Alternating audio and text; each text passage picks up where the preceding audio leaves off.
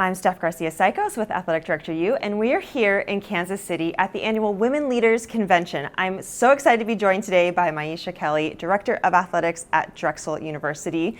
Thanks so much for joining me, Maisha. Thank you so much for having me, and thank you to D1 Ticker for always profiling administrators and individuals in our industry, and also just for how great you've been to me in my first year. Well, I cannot wait to hear all about your first year. So I want to back up a little bit. When you were first named to the big chair, you shared with us on Athletic Director U a love note to the city of Philadelphia.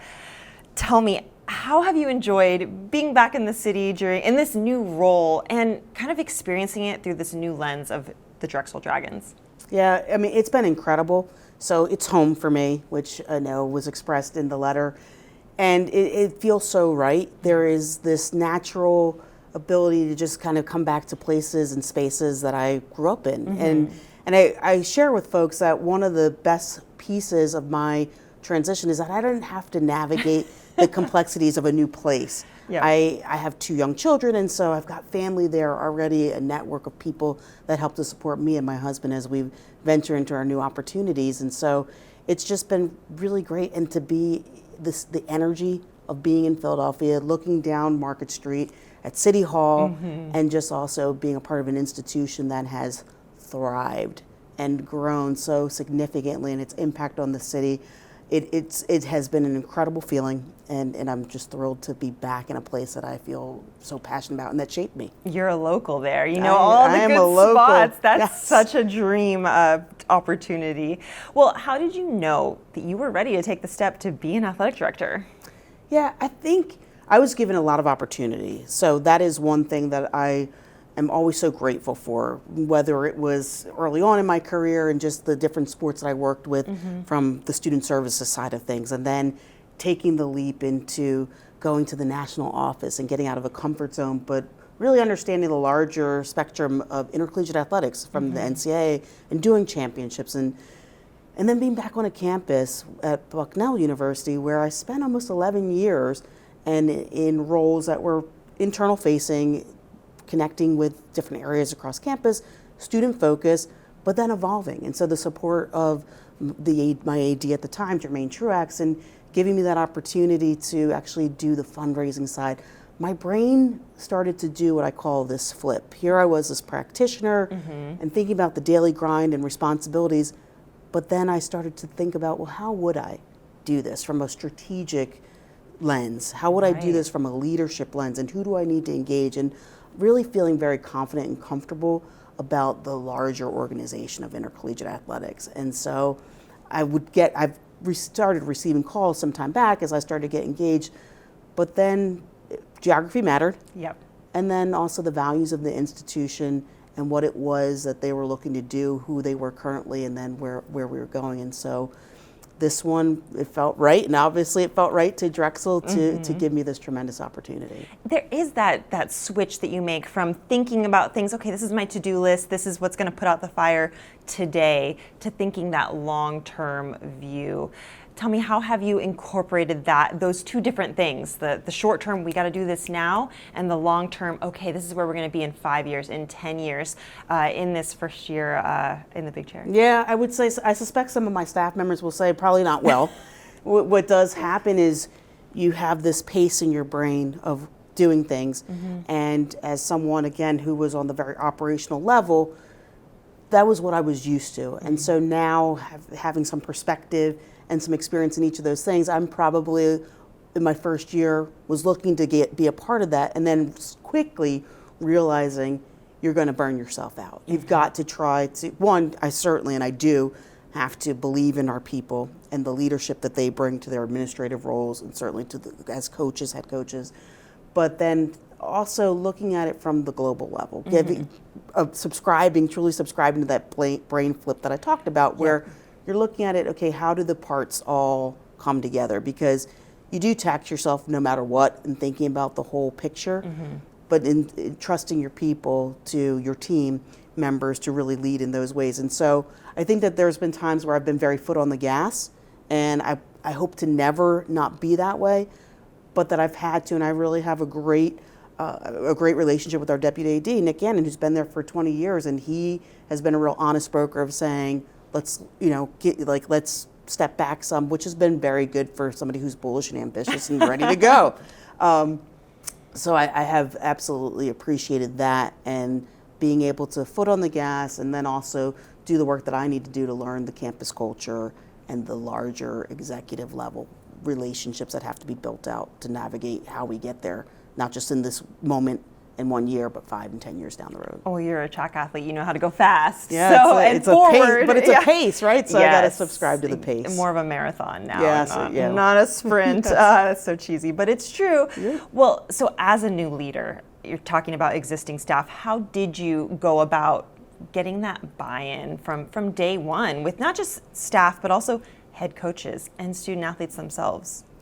I am in this because, and I started my very first staff meeting and shared with them that I'm in this business because of the version of them that I had as a student athlete. And that is authentically me. I am sitting here in this chair because of the athletics experience, the access that I gained from education and then to people and learning this industry.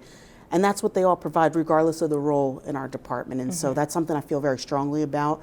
So getting that buy-in is important. And it comes back to what I also shared was trusting people and making sure that we have people in the positions that make them feel good about the investment of time and their professional development as they grow too. And so really looking at our organization and placing people in those roles. And that's continuing. The priority number one for me was our organizational structure and who do we have in the seats and leading in different ways and supporting in different ways. And does that make sense? And how might we be able to leverage their skill sets, whether it's in that current position or a different one, and where might be some opportunities where we can bring in individuals who can impact our organization in a positive way. Well, everyone, when they think about their first AD job, there's that rose-colored glasses, the honeymoon phase idea of it. How long did it take before that kind of lovely tint of rose kind of wore off and you had to make some real decisions? Yeah, it did. It's still there. I'm thrilled, and I've never been a director of athletics, and so I didn't necessarily know what to expect. You don't know what you don't know. There are things that are, like I talked about, the pace of which things are done, and the all the things that you have to think about, right, that occupy your mind. That's probably the thing I was least prepared with, and there's a drain to that. Yep. So you have to figure out how to keep reinvigorating yourself and giving yourself that boost. But I think that we work with people, and anytime that you work with people, whether it's certainly our student body as well as professionals, that there's going to be times where you meet challenges, and you meet them early in a very dynamic environment like athletics, like higher education, in an urban environment. And so that piece of it, just the way in which we go throughout a year, you meet that quickly, but you also meet those moments that remind you of exactly why you're here and that reinvigorate you, and there's that light there as well. So what were some of those early external wins that the community could see, alumni, donors, all of that? What would you say were some of those first ones that you got as AD? I think the biggest one, actually, and we've had smaller ones, but the biggest one just was announced today, that we did a tremendous renovation to our arena. And so in an arena which sits, again, at a major corridor in the city of Philadelphia, we now have a massive center hung with 4 video boards around. We have video boards in each of the 4 corners, ribbons around, new lighting, new sound system. And so we've elevated very quickly through the university's support our arena and what it can do, not only for our student athletes who compete in it, but also our campus community, becoming a centerpiece of our campus community and how we engage 14,000 undergraduates and then another few thousand graduates, and then also the community of West Philadelphia and our alumni base. And so that is absolutely the biggest one that I can point to, and I think is just a tremendous nod to the support of our university and also our department's push and foresight to see that this was something that could help elevate us as we move forward. Absolutely. That's all student athlete experience and fan experience. All of that gets enhanced. Well, what did you learn through the process of hiring, making your first administrative hire, your first coaching hire? Anything that maybe surprised you or that were kind of validating things that you'd expected? Yeah, so the first administrative hire that I had the opportunity to do was our senior associate AD and chief of staff, who's now also SWA. And I would say that that really was something that I thought about as we look to do some things and do some things with the 2022 lens, as I talk about, and also looking long term, what are those administrative wins that we have to have? What are those administrative infrastructures and foundation that we have to be successful? Because that's critical. And so that was a focus that was, when even rolling the position out, there was not one person necessarily that I had in mind, but quickly a candidate emerged in Mary Mulvena, where it became a partnership and understanding the importance of someone who had buy-in, even from just the initial process of an interview, but then could also help to supplement and complement what exists. And so that's huge. And feeling really good and confident about your team and trusting individuals. I'm very fortunate. I think that our senior staff is awesome. And it really is something that I get excited about. One of those things, that light that gets you excited about what you do. And so that team is something, and I realized that through the process and even yet still today as we continue to shape ourselves. Absolutely. What about coaching hires? Coaching hires, I had to do 2 pretty quickly when I was onboarded. And coaching hires, I had a long background in hiring coaches, particularly in the Olympic sport world, and those were 2 of the initial hires.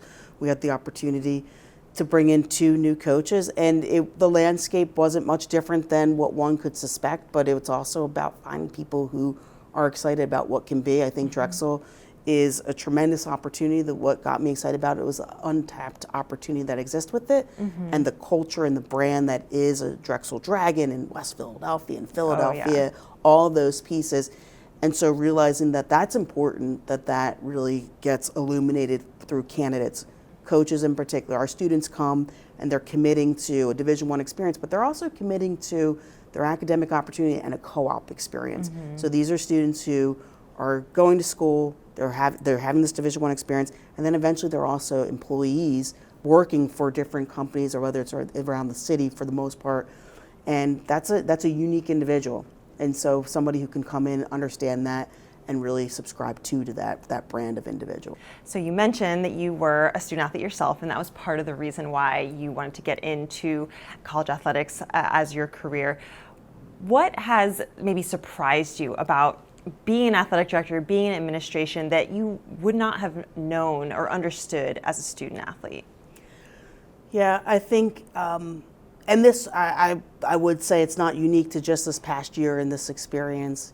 What you don't realize, and I was a student athlete a long time ago, so things have certainly changed. And I had a very engaged director of athletics in Don DeGioia. What you don't realize as a student athlete are all the things that go, and not as if you should, right? There's an appreciation that hopefully our student athletes, if we're doing our jobs, that they have for all the things that they're afforded and able to do to navigate the different experiences. But there's a lot that goes into the decisions that we make. And so sometimes it's the right decision for the mass, but maybe not for everyone. And so understanding that world and that space, and that I get to as many events as I can, but sometimes it's really hard to get to events. And so that's not from a lack of not wanting to be present.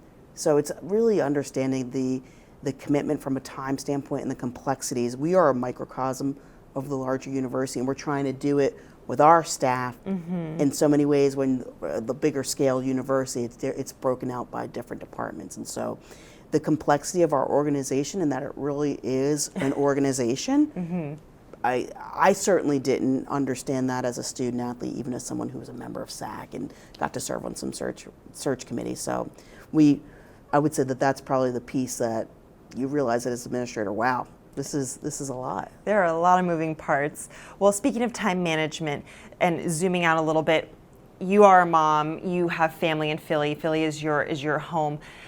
What does work-life balance really look like now that you're an athletic director? Obviously, you've always been busy in administration, but how do you try and manage that right now? Yeah, I like to think I do a pretty good job. I grew up at an institution where kids were always around, kids of coaches, kids of administrators, and so I do that. And I talk to our staff about how important my children are in my life, and so that there's going to be things that I do because I need to be that mom, that priority as a mom. And I offer that up too because I want other parents in our department to feel that same way. Culturally, there's a lot that we do. We have a lot of things that can be done and need to be done in person and physically in our spaces through weekends, through evenings, and so how we manage and navigate our days so that we can be available to ourselves and to our families is really important. You mentioned Philadelphia's home, so it didn't hurt that when I came home that there was grandma, there was an aunt, there were past friends, and I also just was at heard someone talk about it's really important to the partner that you choose in life and in this way, and I'm really fortunate that my husband has supported my career. I like to believe too I've supported his, but we make it work and we do the juggle and we find a community, which we have always had. We find a community that we can raise our children in and be present for them and have them be present at our jobs as best we can too. Well, you are now past the 1 year mark. So with some hindsight, with some wisdom now, what would you tell yourself back on day one? What advice would you give day one Maisha, athletic director at Drexel? Yes, commit to yourself, invest in yourself. Don't let your physical health and your mental health be consumed. So I need to recommit to those pieces where, the work-life balance, I commit to my children, I commit to my husband, but I need to do a better job making sure that I take care of myself because it's important. And our best version, right? There's a fitness to life. We know this as track and field athletes. There's a fitness to lining up. And so just making sure that you do that and that it's a part of your culture to have others within your department operate that same way too. It's important to be healthy. So important, and that's such good wisdom. Well, Maisha, congratulations on making it through a tremendous first year plus, and moving into year two. We're really excited to follow along with all the success for the Dragons moving forward. Thank you so much. Thrilled to be here and appreciate you all.